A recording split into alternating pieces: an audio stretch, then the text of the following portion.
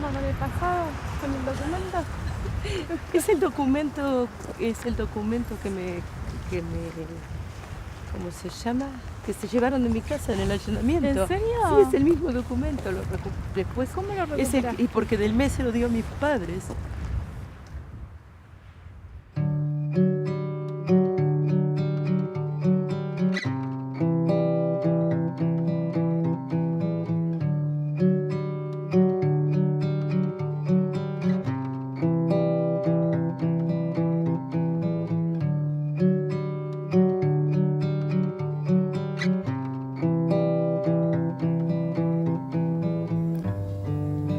Me llamo Alicia Mabel Parnoy.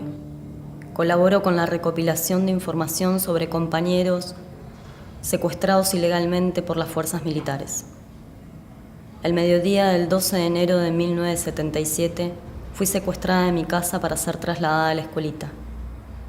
Luego de 104 días en cautiverio, me trasladan a la unidad penitenciaria número 4, donde permanezco 52 días, incomunicada y en celda de castigo.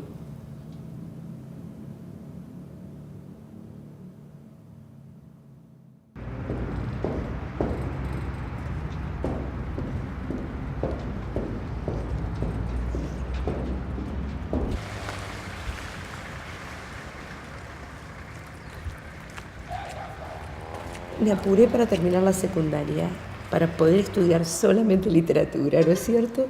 Y bueno, entro en la universidad en el año 73 y la verdad es que no se podía estudiar mucho, porque venían los compañeros, levantaban los cursos y hacíamos, ¿no? Protestábamos por esto, por lo otro, se discutía la política, se discutían los programas.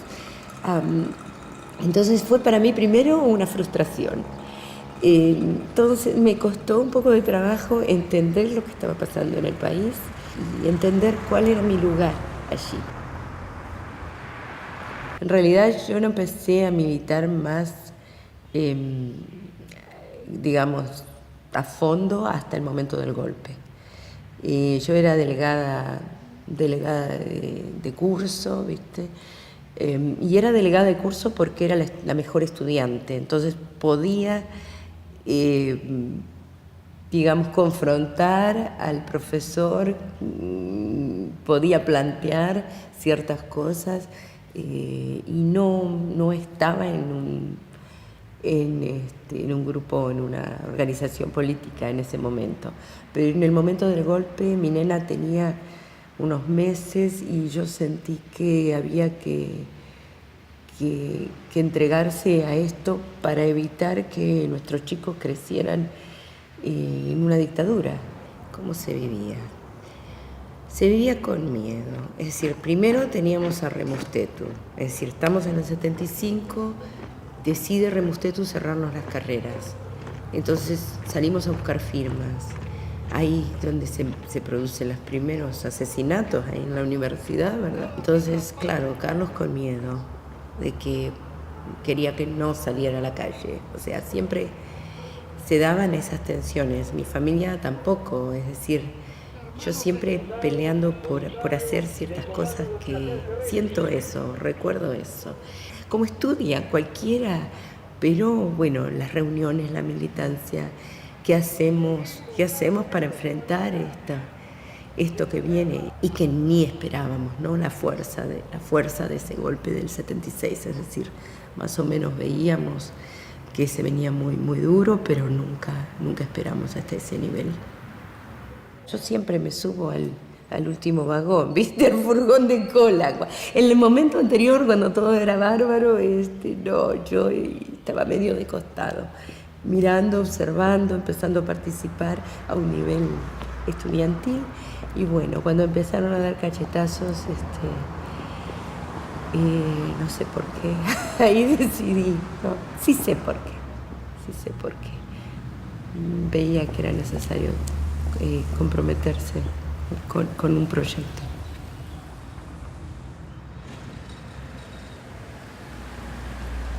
Cuando uno es joven, como que tiene, ¿no? Es más lanzado, ¿no es cierto?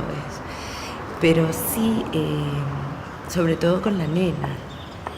Con la nena, sí, me acuerdo que una vez, bueno, mantuvimos una noche escondidos en otro lado, viste, con miedo de que yo llorara, vinieran los vecinos a decir, que a ver quién estaba ahí. Después, viste, yo dejé de amamantarla a ella a los 9 meses porque dije, si me secuestran, no quiero que ella sufra en ese momento el desprenderse de la madre, ¿entendés? O sea, sí, igual lo sufrió, pero aquello era mucho más violento. Entonces, cuando vi que bueno, estaban secuestrando a mis amigos, mis padres tenían mucho miedo de que me pasara algo y estaban muy alertas, y gracias a ellos, cuando me vienen a buscar, ellos están alertas y estaban todos los días viendo cómo, ¿no es cierto?, si me pasaba algo. Y se enteran ese mismo día y pueden rescatar a la nena, que si yo hubiera estado en otro lado, esa nena es uno de los chicos desaparecidos, ¿verdad?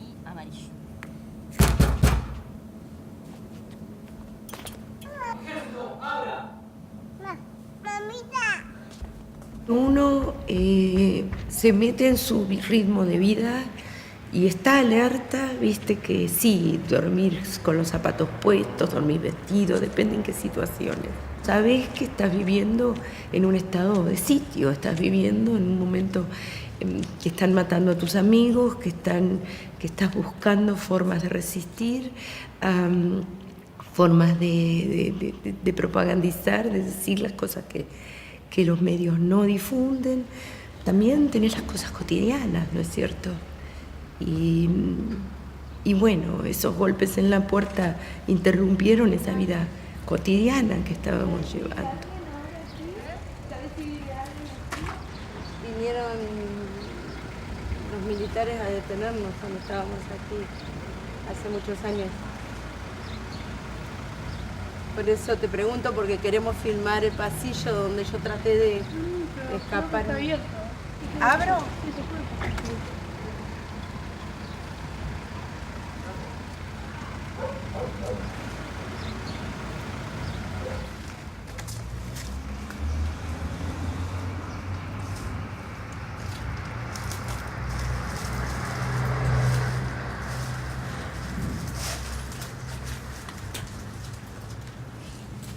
Aquí yo dejé la nena, ¿ves? Aquí le di el beso. Y viste, porque yo iba para allá a abrir la puerta y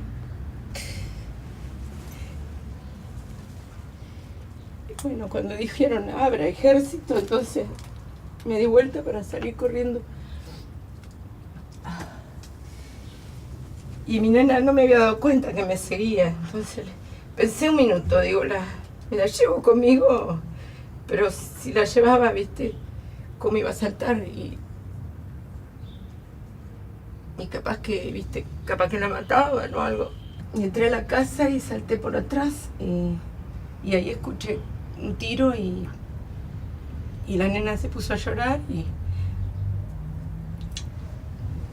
volví con ella cuando tenía 15 años, aquí en el pasillo de la casa, y golpeamos y había una señora muy amable y que dijo que se acordaban,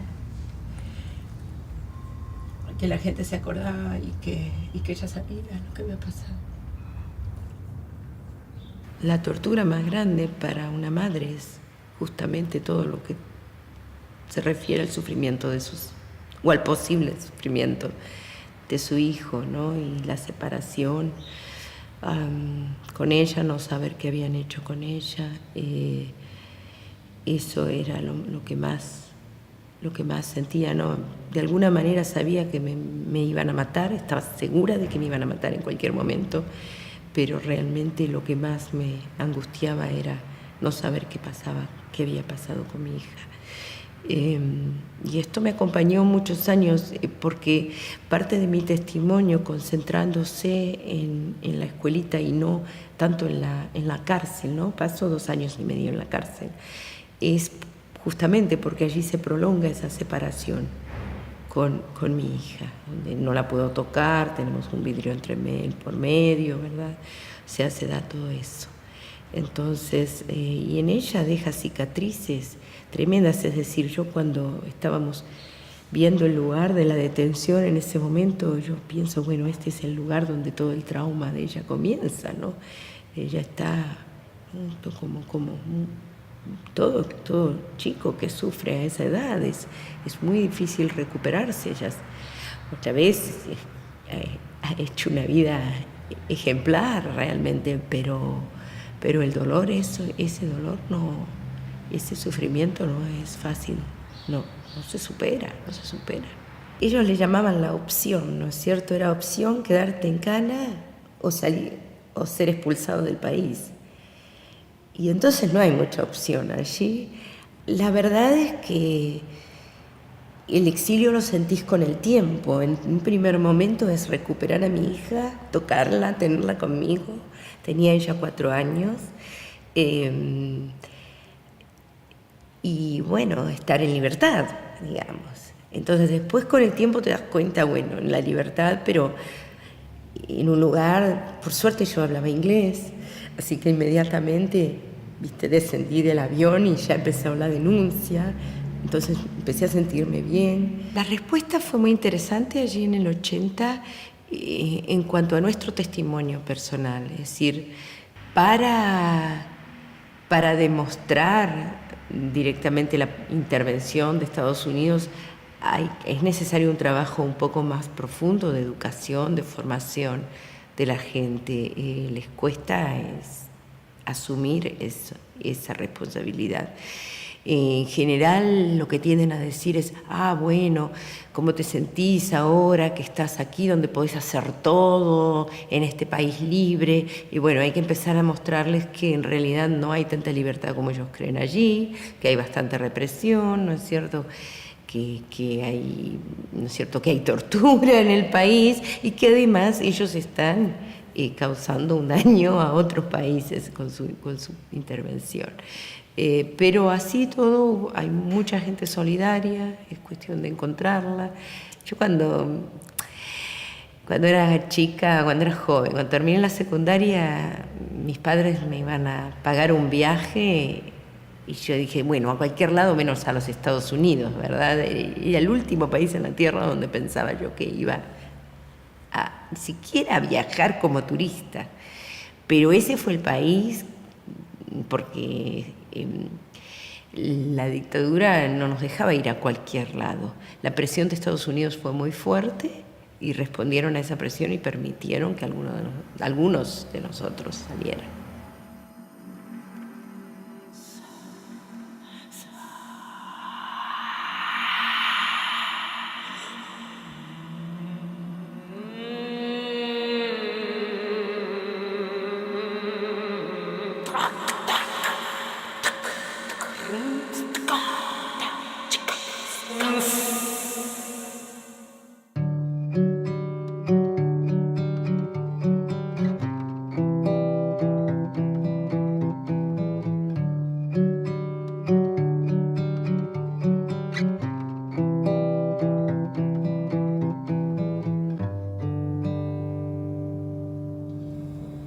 A mediados de junio me ponen a disposición del Poder Ejecutivo Nacional, donde me permiten ver a mi hija y mi marido.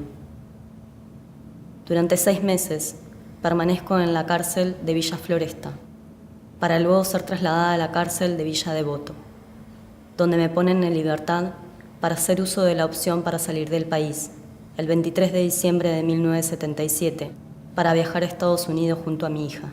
Viste, cuando vos me haces estas preguntas sobre mi vida, mi esposo, mis hijas, mis hijos, qué sé yo en general no hablo mucho de eso. Hablo más bien de la gente que no sobrevivió, porque fue mi función durante muchos años hablar y denunciar eso que no salía. Ahora está hablando todo el mundo, ahora se escucha públicamente, ¿verdad?, la voz de los padres, la voz de los sobrevivientes, de otros sobrevivientes. Pero en aquel momento mi desesperación más grande era, bueno, el bebé. todavía sigue siendo mi desesperación más grande. ¿Dónde está ese chico? ¿Dónde está ese hombre ahora? ¿No es cierto? El hermano de Adriana Metz. Yo era la única mujer que quedaba ahí adentro de la casa. Graciela estaba en una casilla rodante afuera donde dio a luz. Y entonces me sacan a lavar los platos y me hacen lavar una ensaladera grande, verde, que dicen que es para bañar al bebé, para asistir en el parto. Entonces yo me entero del día del parto, que por eso digo, ¿no? El 17 de abril del 1977. Antes de eso yo había estado en la misma habitación de la escuelita con ella, y luego en otra habitación donde la veía a ella caminar alrededor de una mesa, ¿no? Caminar vendada, porque haciendo supuestamente ejercicio para facilitar ese parto, por indicación de uno de los enfermeros que se hacían llamar médicos allí. Un día cuando me habían llevado a bañar, traen a Graciela, por error nos encontramos. ¿Salió todo bien? Sí. Es un varón. O sea que me confirma lo que sí, de alguna manera me habían dicho los guardias, que había sido un varón. Y bueno, ya después no la veo más. Yo sé, nació otro bebé, pensamos que nació allí, estamos buscando el bebé también de Graciela Isurieta, que fue también mi amiga de la universidad. Y de él tenemos algunos datos posibles, pero no hemos podido dar con él. Entonces, para mí, el trabajo con abuelas de Plaza de Mayo ha sido fundamental. El trabajo con las madres, porque bueno, cuando yo estaba allí, las madres empezaron a marchar cuando yo estaba desaparecida, es decir, ya no estaba en la escuelita, sino desaparecida en Villa Floresta, en abril, el 30 de abril del 77, empiezan a marchar las madres, y yo digo, bueno, gracias a ellas, algunos aparecemos, ¿no? Toda esa presión internacional pienso que fue fundamental para que nosotros, algunos al menos, pudiéramos sobrevivir. Pero también, bueno, contar, ¿no? Esto no fue una guerra sucia, ¿no? Si no podemos seguir usando esa terminología, no fue ninguna guerra sucia, fue una campaña de exterminio, fue un genocidio. No podemos usar la terminología de ellos. Ese enfrentamiento supuesto, ¿no? Ese enfrentamiento donde matan a la vasca, Zulma Isurieta, a estos chicos de 17 años, ¿no es cierto? María Elena, Benja Yotti, María Elena Romero, al Braco Giordano, ¿no es cierto? Que eso no fue un enfrentamiento, que los sacaron de ahí adentro, que los anestesiaron, ¿verdad? Que los llevaron a una casa, que allí los fusilaron y que luego pusieron los panfletos y llamaron a la Nueva Provincia, y la Nueva Provincia publicó este enfrentamiento con estos subversivos que habían sido vigilados cuidadosamente, cuyos movimientos habían sido vigilados en los últimos meses. Bueno, muy vigilados porque estaban en poder de ellos. Es un cinismo atroz. Todo esto nadie lo sabía, la gente se creía. La gente creía en los medios, creía que había estos enfrentamientos, que no eran tales. Me preguntaban, ¿cómo es eso del cambio de vendas? ¿Viste? Ese fue un momento en que me porté un poquito mal en el juicio porque me puse muy impaciente. Dije, ¿cuál es la relevancia de esto? Porque todo apunta a que yo realmente no estaba vendada o algo de eso. Realmente recabar información era algo que estábamos haciendo juntos con Zulma Isurieta. Lo hacíamos afuera, lo hacíamos en libertad y lo seguimos haciendo ahí adentro, para poder saber lo que exactamente estaba pasando en caso de que fuéramos liberadas. Entonces nos combinábamos, nos castigaban, nos golpeaban por hablar a cada rato, pero bueno, quiénes eran los guardias, quién es tal, qué sabés, qué pudiste, ¿no? Ella iba y hablaba con los interrogadores, ella tenía largas conversaciones políticas con ellos. Yo decía, no, mejor no te conviene, pero bueno, era una mujer muy con convicciones muy fuertes y muy, digamos, era un ejemplo realmente. Mantener todo ese trabajo de relevamiento del lugar, que también nos mantenía vivos. Es decir, si vos estás en una situación así, pensando, bueno, me van a matar, me van a matar, me van a matar, estoy mal, estoy sufriendo, si no tenés, estás acostado, estás con las manos atadas, estás vendado, estás a su merced. ¿Qué haces para mantenerte entero?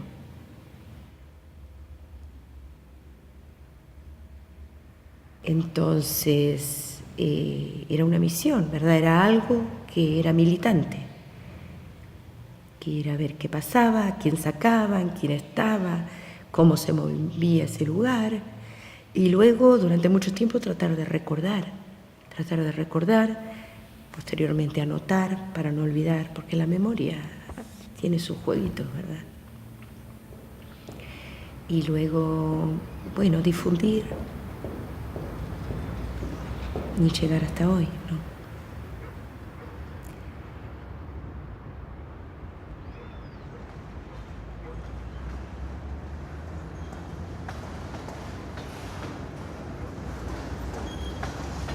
Uno viene por la familia, por los amigos, pero viene también con esta misión de que se entienda mejor nuestra realidad. Volver a los lugares, ¿cierto? A los lugares aquellos donde se estuvo con los compañeros, ¿no? Es hacer un duelo, finalmente empezar a hacer un duelo en el lugar, ver a los familiares, por ejemplo, ver, ¿no? La primera vez que volví a la mamá de Mari, de mi amiga, y que me preguntaba, bueno, ¿qué hicieron tus padres para que vos aparecieras? ¿Y qué es lo que yo hice para que mi hija no apareciera? Entonces, tratar de consolarlos y explicarles que ellos no fueron los culpables de nada de lo que haya pasado, que no fue por lo que hicieron mis padres, por lo que no hicieron ellos, que las decisiones son tomadas por los genocidas, no por ellos. Entonces ese tipo de encuentros fue muy, muy, muy doloroso, pero me dejaba con algo, ¿no es cierto? Me dejaba con una idea de que, bueno, había toda una misión que yo tenía como sobreviviente. Volver a tratar de, digamos, de ver cómo cicatrizamos esto y con la conciencia más clara cada vez de que hasta que no se hiciera justicia de verdad, podíamos, no se resolvían las cosas, no se resolvían. Y bueno, sí es tan importante describir el lugar y los milicos no lo describen.